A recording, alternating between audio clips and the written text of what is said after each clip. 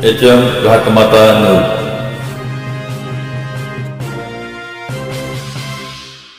सर्वांना नमस्कार. पहिल्यांदा आत्मा मालिक, ओम गुरुदेव, आई वडील आणि माझे गुरुजी पहिलीपासून त्यांनी मला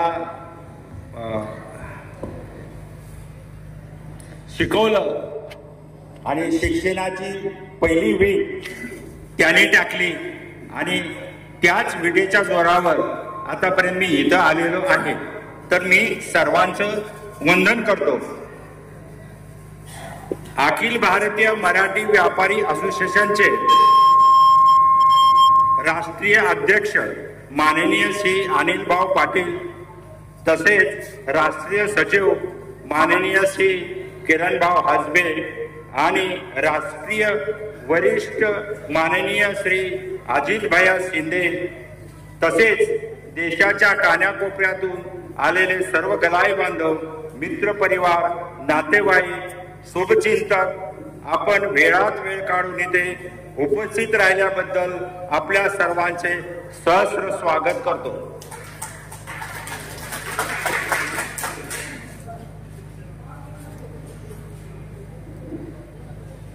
आता हा आपला गलाई व्यवसायातील लोकांचा मेळावा आहे.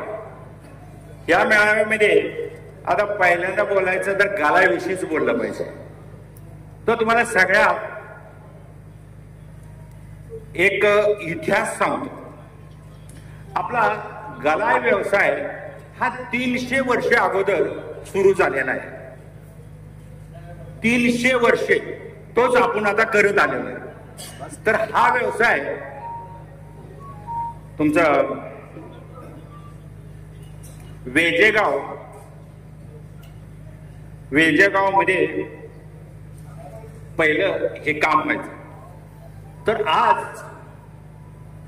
तुम्हाला आश्चर्य वाटेल, कोण गलायवाला हा विश्वास करू शकत नाही की बिन ऍसिडचं पण सोनं पकवता येतं. ते त्यावेळेला 300 वर्ष अगोदर लोक पकवत होते. तर ते पकवत कसे होते? तर ते काय करायचे, शेजारच्या गावागावातलं शेण गोळा करायचं आणि ते ओलं शेण असायचं. त्यामध्ये जे व्यापारी आणलेलं दागिनं, ते व्यापारी कसं दागिनं आणतो माहित आहे? त्यावेळेला ना रस्ते होते, ना गाडी घोड्याची काही सुविधा होते. त्यावेळेला मुंबई, पुणा अशा ठिकाणासून तिथले व्यापारी गारवावरती दुईकडल्या साईडला त्या गोणीमध्ये दागिने घालायचं आणि 10-12 त्यांचं शिपाई त्या गाढवांना हाकलत न्यायचे आणि त्यांचा मॅनेजर घोड्या बसून यायचा. आणि ह्या प्रोसेसला 4-5 दिवस लागायचे. मग तिथं आल्यानंतर त्यांचं जे दागिने त्याला गाळायचं नाही, काही करायचं नाही. फक्त ते ओलं सिमेंट आहे, शेण आहे, ते हातात घ्यायचं, त्यामध्ये ते दागिने टाकायचं आणि वरून त्यामध्ये सोरा, सोगा, गंधक वगैरे असं ते केमिकल टाकायचं आणि ते बंद करून त्याचा लाडू बनवायचा. मग हे लाडू सगळं बनवून झालं की त्याची भट्टी लावायची आणि त्यावेळेस तो मॅनेजर काय करायचा, फक्त तो लिहायचा 1 लाडू, 2 लाडू, 4 लाडू, असं त्याचं 500-1000 जेवढं लाडू होते तेवढं ते मेचायचं आणि ते भट्टी चालू करायची. मग ते चालू केल्यानंतर मग त्याला विजायला 1 दिवस लागायचा. ते विजल्यानंतर त्याला चाळून चाळून चाळून चाळून ते गोल गोल गोल गोल ते एकदम तुमचं प्युअर सोनं निघायचं. ते प्युअर सोनं फक्त त्यानं गोळ मेजायचं आणि जायचं. त्याच्यानंतर असं बरेच दिवस झाल्यानंतर त्यांना पण हा त्रास व्हायला लागला. मग ते म्हणायला लागले, अरे बाबा इतक्या लांब यायचं मुंबईसनं पुण्यासनं, म्हणून तो असं कर की एक तुमच्यात एक माणूस कारिगर द्या, त्याला राहायला खायला सगळं आम्ही सर्व पुरवतो, फक्त आमचं काम करून तर दे. मग त्यांच्यातला एक माणूस त्याने दिला. परत अजून काही दिवसांना अजून दुसऱ्या गावात दिला, तिसऱ्या गावात दिला. असं होत होत हे आपलं गलाई व्यवसाय वाढत गेला. म्हणून आज आपल्याला बघा, प्रत्येक दुकानदार त्याच्या पाठीमागं तिथं जागा देतो, तो आपली सवलत द्यायचा. आता अवघड झाले, परंतु त्यावेळेला ती आपल्याला म्हणजे विनंती करून आपल्याला हे करायचं. तर हा असा आपला गलाई व्यवसाय साऱ्या जगभरात पसरला. आणि ते वेजेगाव मधून सुरुवात झाली. म्हणूनच तुमच्या या आपल्या सांगली जिल्ह्यातील काही ठराविक तालुक्यामध्येच हा आपला व्यवसाय विकसित झालेला आहे. सर्व आपल्या तालुक्याच्या ठिकाणी प्रत्येक आपल्या भागातला माणूस भेटतो. तर असा हा आपला इतिहास आहे आणि आपल्या भागाच्या ह्याच्यामुळेच अशी उन्नती झालेली आहे.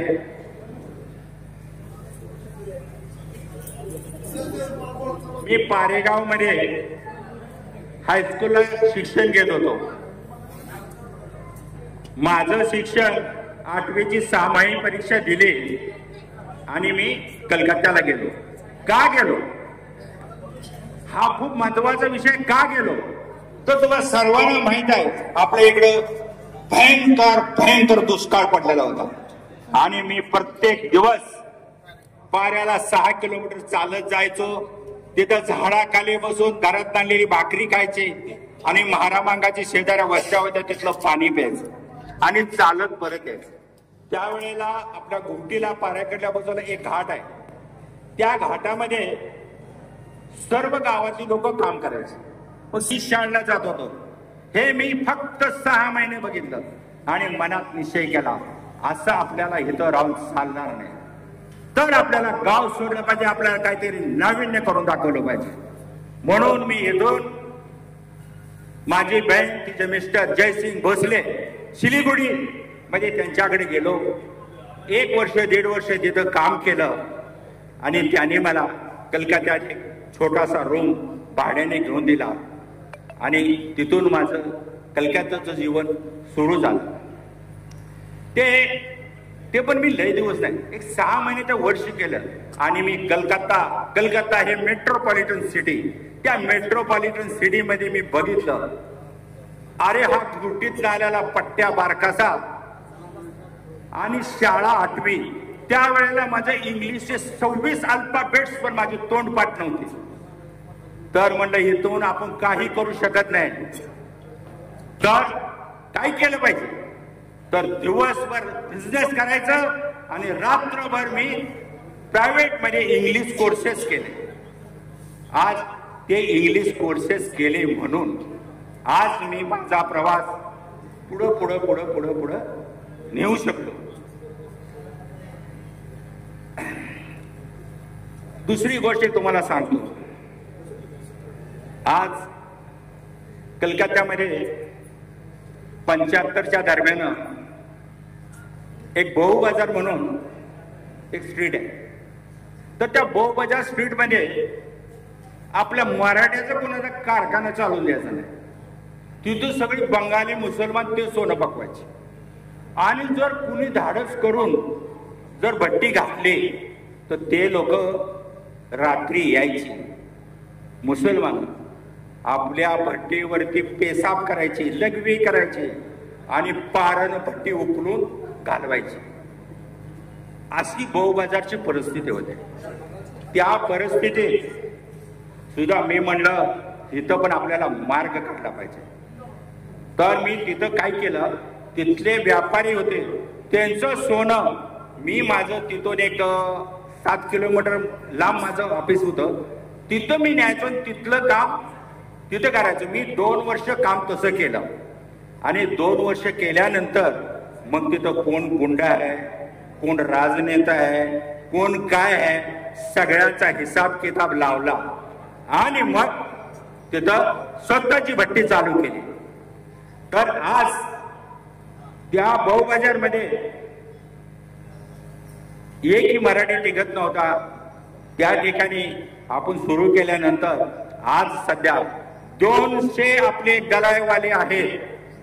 200 गलायवाले आणि 7 हॉलमार्किंग सेंटर आहेत. तर ह्याचा पण मला गर्व वाटतो. आज भाऊ बाजार मध्ये छाती ठोकून आपला मराठी माणूस बिझनेस करू शकतो. तर ते त्यावेळेला अशी परिस्थिती नव्हती.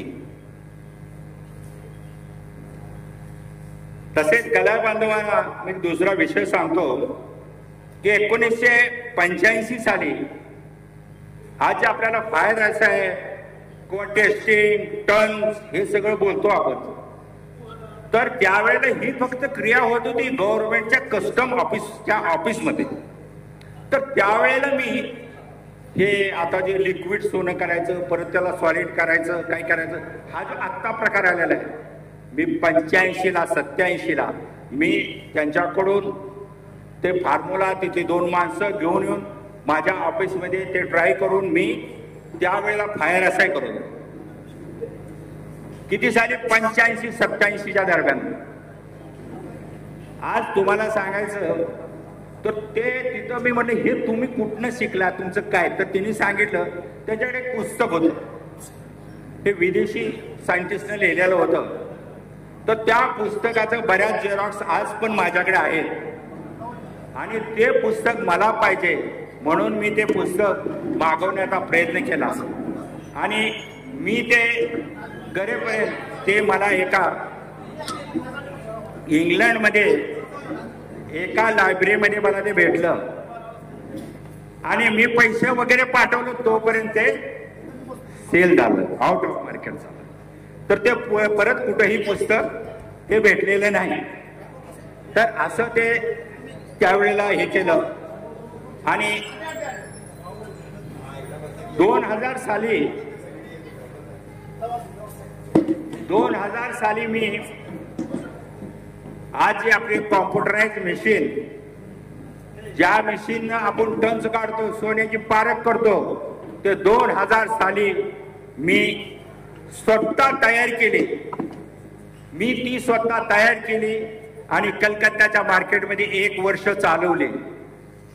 त्याचा साक्षात अजित भैया शिंदे ने ते माझे मशीन बघितल्या, त्याचं काम बघितले, त्याची प्युरिटी बघितल्या आणि ते कॉम्प्युटरमध्ये एक लिहायसाठी एक वेगळी भाषा यूज केली जाते, इंजिनिअरिंग भाषा, ते जो सुद्धा माणसं आणून ते करून सगळं करून मी त्यावेळेला 1 वर्ष ते मशीन चालवले.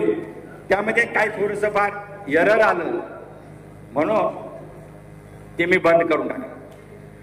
आता ते एरर म्हणजे काय होतं, आता सोनं आहे, त्या सोन्याची जर होमोजिनिटी जर व्यवस्थित नसेल तर वेगवेगळ्या ठिकाणी वेगवेगळं टन्स येतं आणि वेगवेगळं यायचं ते कारण होतं त्यावेळेला मला ह्या मिशनी वगैरे नव्हत्या म्हणून मग ते म्हटलं बाबा नाही इथे एरर येतोय, ह्या पॉईंटवर दुसऱ्या पॉईंटवर दुसऱ्या पॉईंटवर दुसऱ्या पॉईंट गेलं की वेगवेगळा एरर येतोय म्हणून मी ते सगळं परत बंद करून टाकलं. तिसरी गोष्ट अशी की भारतामध्ये टाटा हे कलकत्त्याला सिंगूरला आले नॅनो कंपनी तयार करायसाठी. तर तिथलं गव्हर्नमेंट, तिथलं पब्लिक त्याला टिकू दिलं नाही, त्यांनी ते थांबू शकले नाही. तिथं त्यांचं सगळं केलेलं इन्फ्रास्ट्रक्चर ते आज पण पडलेलं आहे, त्याने मोडून परत ते गुजरातला कंपनी नेली. त्याच परिसरात आज ह्या तुमच्या मामानं, आज या घुटीच्या माणसानं 65 एकर जमीन, पण आपण थांबणार नाही. आणि त्याचं रजिस्ट्री केलेलं ते रजिस्ट्रेशनचे पेपर कुणाचे अर्धा गुंठा आहे, कुणाचे 5 गुंठा आहे, कुणाचं 15 गुंठा आहे, 10 गुंठा आहे, अशी ते जे रजिस्ट्रीला दस्त ज्याला म्हणतो आपण, ते दस्त असं इतकं मोठं होतं, ते इतकं मोठं आहे, इतकं दस्त केलं. तर त्या जमीन 75% माझ्या नावाची रजिस्ट्री आहे.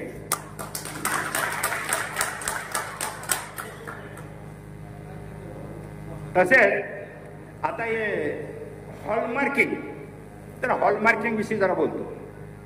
हॉलमार्किंग हे इंडिया गव्हर्नमेंटनं 2001 साली चालू केलं,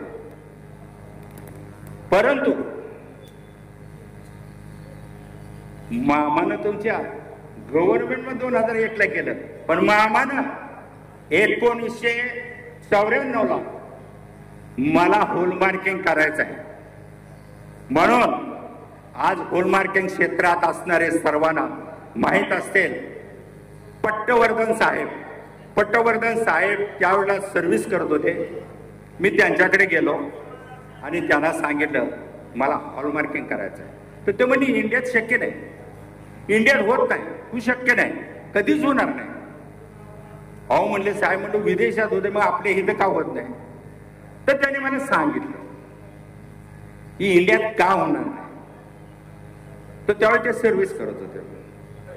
तर ते म्हणले हे पहा विदेशात कसं आहे एक फॅक्टरी असते तिथं 200-500 वर्कर काम करतात. तिथं 20 किलो सोनं येतं त्याला 22 कॅरेट बनवलं जातं. त्यातच तार होते त्यातच बॉल होतात त्यातच सगळं जे बनतं प्रोडक्शन ते तिथं तसं बनवलं जातं. म्हणून तिथे एक क्वालिटी राहते म्हणून तिथं होईल. पण आपल्या इंडियात काय आहे बॉल एक बनवतोय पात एक बनवतोय तार एक बनवतोय तो एक देतोय हे एक देतोय म्हणून इंडियात कधी होणार नाही. आणि तेच पटवर्धन साहेब माझ्या हॉल मार्केटमध्ये ऑडिट करायला आले होते. त्यावेळेला पण त्यांना मी आठवण करून दिली म्हणजे आपली 94ला भेट झाली होती आणि त्यावेळेला आपण असं बोललो होतो. आणि त्यावेळी मला तुम्ही सांगितलं होणार नाही आणि मग हे आता का चालू आहे. तर त्याने सांगितलं हे पहा त्यावेळी तुम्ही करत होता तुम्ही पब्लिक होता तुम्ही इंडिव्हिज्युअल पार्टी होता. जर गव्हर्नमेंट म्हणेल तर गव्हर्नमेंट काय पण करू शकतं. गव्हर्नमेंटला जर रस्ता करायचा आहे तिथं 10 मजली बिल्डिंग असेल तर ती पाडू शकते. पण तुमचा भाग तिकडे आला का तिकडे गेला ते तुम्ही काय करू शकता काय काय करू शकत नाही. म्हणून तुमच्याने ते शक्य नाही. गव्हर्नमेंटनं बाध्यता केलंच पाहिजे. कारण काय तर ते सर्वांना करावं लागेल. त्याच्यानंतर आम्ही मग ते 2008ला आपलं हॉलमार्किंग पण चालू केलं. पटवर्धन साहेब आले पटवर्धन भेटले आणि हे पटवर्धन साहेब हे सर्वांना ओळखीचे आणि माहितीचे हॉलमार्किंग क्षेत्रात आहेत त्यांना सर्वांना माहित आहे. आणि मी भेटलो होतो तेव्हा ते सर्व्हिस करत होते आणि ते रिटायर झाल्यानंतर ऑडिटर म्हणून काम करायला लागले. त्याच्यानंतर आम्ही माझे मुलं मोठे झाले. मुलग्यानं पण हॉलमार्किंग MBA वगैरे केलं आणि मुलगा त्यावेळेला तुमच्या तनिष्कमध्ये नोकरी करायचा विचार करत होता. तर माझ्या मुलग्याला प्रोडक्शन मॅनेजर म्हणून त्यावेळेला 80,000 रुपये पगार. तर मुलगा आला मला विचारलं बाबा काय करू. तर मी सांगितलं हे बघ तुला नोकरी करायचं काय करायचं ते तुझं काम आहे तू ठरव. मी तुला काही डिसिशन देणार नाही. आणि हे बाबानं जो इतकी वर्ष जो बनवलेला प्लॅटफॉर्म आहे ह्या प्लॅटफॉर्मवर जर आलास तर आपण याला अजून इथून पुढे घेऊन जाऊ आणि MBA केलेले 4 माणसाला आपल्या कंपनीतच नोकरी देऊ. तर जी तनिष्क कंपनी मध्ये माझा मुलगा नोकरीला जायचा विचार करत होता त्या कंपनी आज इथं सगळ्या गलायवाल्या सगळ्यांना माहित आहे. आज त्यांचं 240च्या वर आउटलेट आहे. तर त्या कंपनीचं पहिलं हॉलमार्किंग माझ्या मुलाने करून दिलेलं आहे ज्यामध्ये तो नोकरीला जायचं म्हणत होता. मग त्याच्यानंतर आम्ही मुलगा MBA केलं. मुलग्याचा पण हातभार लागला आणि मग आम्ही ज्वेलरीमध्ये पदार्पण केलं. आज इंडियामध्ये असलेली आपले सर्व नामांकित ज्वेलरीमध्ये आपल्या राहुल हॉलमार्किंगला सगळे ओळखतात.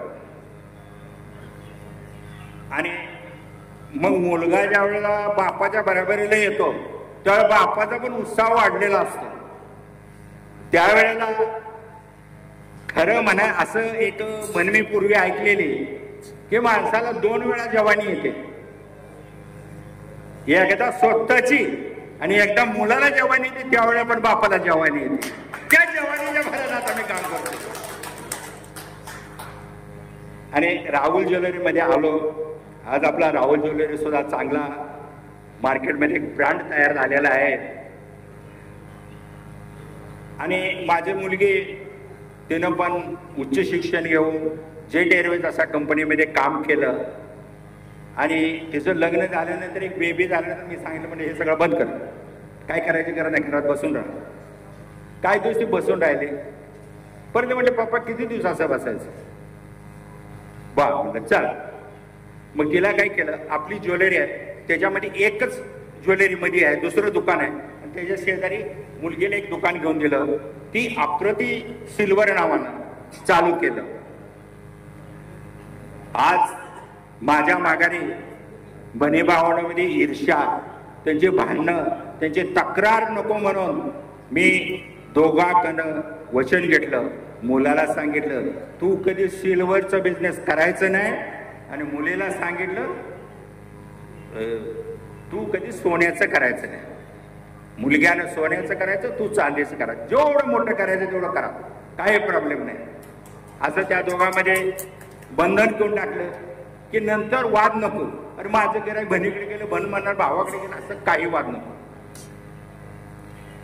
आणि दुसरी गोष्ट अशी की हा व्यवसाय चालतच होता. त्यामध्ये मी 2024 मध्ये फिरायला म्हणून दुबईला गेलो, आणि दुबईचा माझा प्रोग्राम वगैरे चालू होता. त्यावेळेला कलकत्त्यातील आपले गलायवाले दोघं मला विचारलं, मामा आम्ही पण दुबईला जायचं म्हणतोय, मग चला की तर आपण सगळे मिळून जाऊया. हो तिथं भाषेचा प्रॉब्लेम, तिथं पैशाचा प्रॉब्लेम, सगळं लफडबाजी आहे, काय करायचं. तर ते 2 माणसांनी मला सांगितलं. मग ते 2 माणसात हे माझ्या डोक्यात होतं. मी म्हटलं ठीक आहे करूया. पण ऍक्च्युली माझा प्रोग्राम दुबईला त्याचा ठरलेलाच होता आधीच.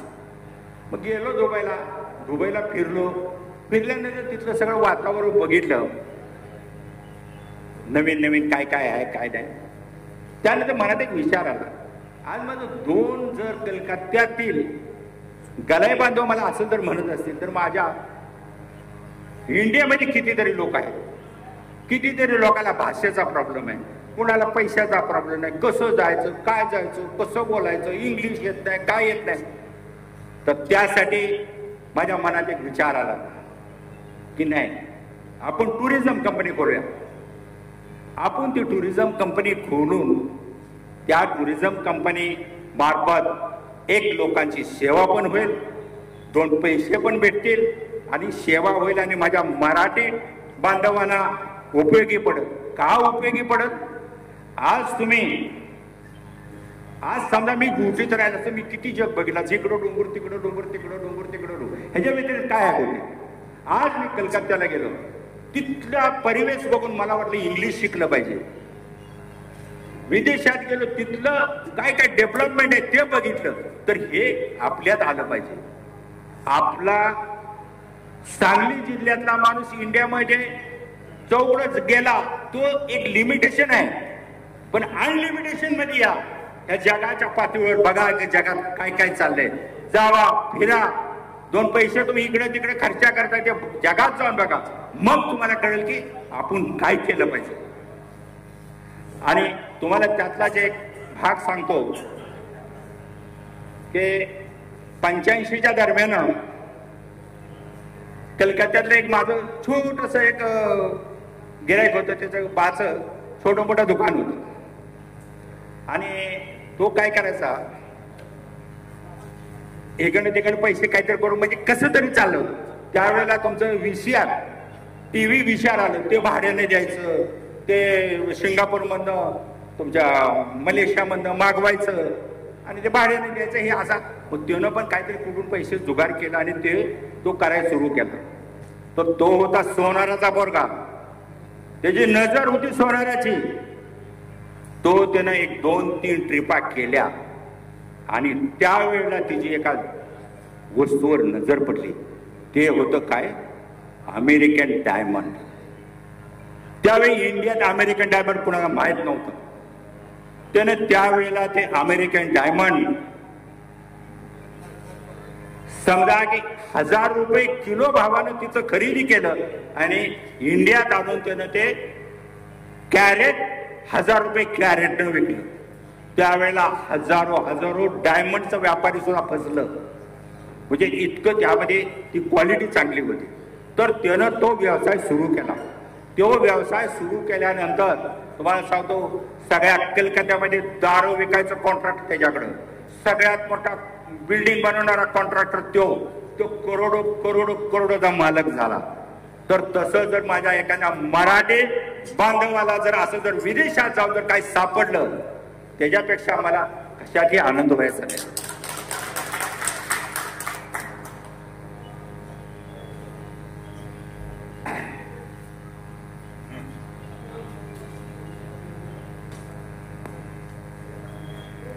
तर आता इथपर्यंत जे चालू असलेली तुमच्या प्रकाश मामाची सेवा, त्याच्यानंतर ह्याचा बामाचा असणारा पुढचा जो प्लॅन प्रोग्राम आहे तो आहे मामाला शिक्षण अपुरं होतं म्हणून जे जे काय प्रॉब्लेम आलं तर कुणालाही प्रॉब्लेम येऊ नये म्हणून मामा याच्यानंतर अशी सेवा चालू करतायत की ज्याचा पण डिग्री घ्यायला विदेशमध्ये डिग्री घ्यायला जो विदेशमध्ये ज्याचा मुलगा जाओ मुलगी जाओ, अहो तो काय तो कुठे बँकेत नोकरीला असतो, कुठे शाळा मास्तर आहे, कुठे हायस्कूल आहे, त्याला जर पोरगा जर डिग्रीला पाठवायचा, पुण्याकडे पाठवायचा, कसा पाठवायचा, पैसे कुठे यायचं, त्याचं काय आहे, त्याला काय केलं पाहिजे, त्याच्या डोक्यावर उंगर येतो. तर त्याच्यासाठी मी खडा आहे. माझ्या पद्धत तुम्ही या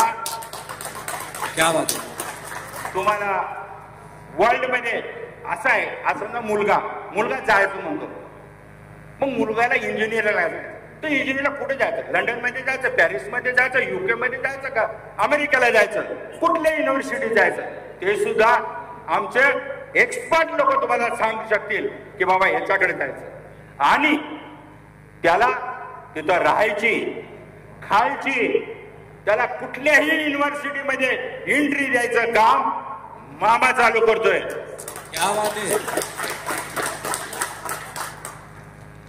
तर हे बा आपल्या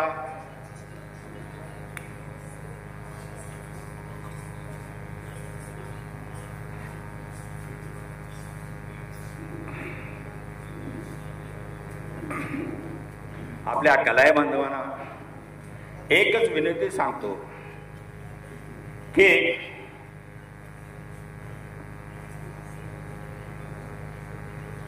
आपलं मन स्वच्छ आणि चांगलं ठेवून जर आपण राहिलो तर परमेश्वर आपली प्रगती करतच असतो, करतोच. आज तुम्हाला सांगतो कलकत्त्यामध्ये सोन्यामध्ये काय काय भेसळ, पावडर काय काय काय काय सगळं काय आले, परंतु मामाने कधी जीवनात ना चांदी गाठली ना पावडर गाठली. पण आज पण प्रकाश मामाचं सोनं 50 रुपये जादा रेटनं विकलं जातं. आणि माझ्या प्रत्येक गिराईकाला मी छाती ठोकून सांगतो, तुला कोण पण असू दे, तुला जर त्याच्याविषयी काय बोलला तर तुला काय बोलायची गरज नाही, सरळ आमच्या कंपनीला फोन लावत, आमच्या कंपनीचा माणूस त्याला सांगल जे काय सांगायचे ते. आज अशी इज्जत हे आपल्याकडे पाहिजे. पैसा हा गरजेचा आहे, परंतु प्रत्येकानं आपल्यामध्ये असलेला आत्मा ह्याला जागृत ठेवलं पाहिजे. हो का, आपण काही जरी केलं दुसऱ्याला नाही सांगितलं तर आपल्या आत्म्याला सगळं माहीत असते. तर आत्मा जेवढा तुमचा पवित्र आणि आत्म्याला जेवढा तुम्ही सबळ ठेवताला तेवढं तुम्हाला पुढे जायला कोणी थांबू शकणार नाही. त्यात एक तुम्हाला उदाहरण सांगतो. माझाच एक मित्र होता, त्याला सांगितलं बाबा हे पावडरीचा धंदा करू नको, हे चांगलं नाही, त्याचं भविष्य चांगलं नसते. त्यानं ऐकलं नाही, त्यानं चालू केला. 1 वर्षाच्या आत तिची मालकीन वाढली. अरे बाबा म्हणलं, तो पण माझा एकदम बालपणीचा मित्र होता, सुरुवातीला काम करत होता त्यावेळी. तर म्हणलं हे बघतोय, करू नको बाबा. तो म्हणलं काय हे नाही झालं त्यानं झालं, ऐकलं नाही. 1 वर्षामध्ये 25 वर्षाचा त्याचा मुलगा तो फास लावून आत्महत्या केली. काय करायचं त्या पैशाला? काय जर माझा मुलगा नाही, माझी बायको नाही, काय करायचं त्या पैशाला? समाजात इज्जत नाही, चोर चोर चोर म्हणून लोक बोलतात. आणि कोरोनाच्या पिरियड मध्ये तो स्वतःही गेला. तर बाबांनो, हे असलं न करता सुद्धा जगता येत. जगायला काही लय लागत नाही. कोण करोडोपती आहे तो काय 50 चपात्या खात नाही, आणि तो गरीब आहे तो एवढ्या खात नाही. तर सगळ्याला 2 चपात्या चिकार होत्या. तर सगळ्यांनी हे करा, आपलं मन साफ ठेवा, आणि दुसरं असं आपल्याला आता पुढं एक आपल्या कला व्यवसायामध्ये एक प्रॉब्लेम येतो. तो प्रॉब्लेम असा आहे की गव्हर्नमेंटनं आता हॉलमार्किंग का स्टॅम्प आलेलं सोनं घेतलं पाहिजे, नाहीतर तुमचा धंदा बंद. मग आपल्या गलायवाले कुठं जाणार, छोटे छोटे आहे ते कुठं जाणार. तर त्यासाठी सर्व गलाय बांधवांना विनंती करतो की तुम्ही सगळे एकजूट व्हा, एका कवळ्यात या, एका ठिकाणी या, एका संघटनेत या. त्यावेळेला आपण पुढे जाऊ शकतो. तर तुम्हाला मी सांगतो, कलकत्याचे दिवस बाजार करायला गेलो, तिथं द्राक्षे विकत होते. त्याला मी विचारलं, बाबा हे द्राक्षे कसे दिले? तो म्हणला हे 60 रुपये आणि हे 100 रुपये. का रे बाबा?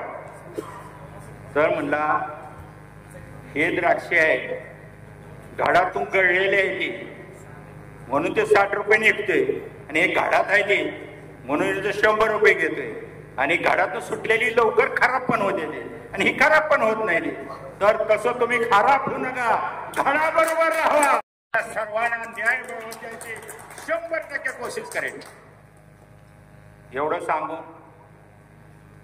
मी माझं विचार संपवतो. क्या बात आहे, एकदम जोरदार काय.